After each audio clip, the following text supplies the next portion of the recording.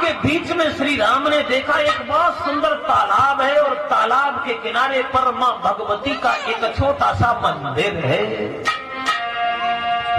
चौकोर चालू चौपड़ वाला बगिया के बीच सरोवर है।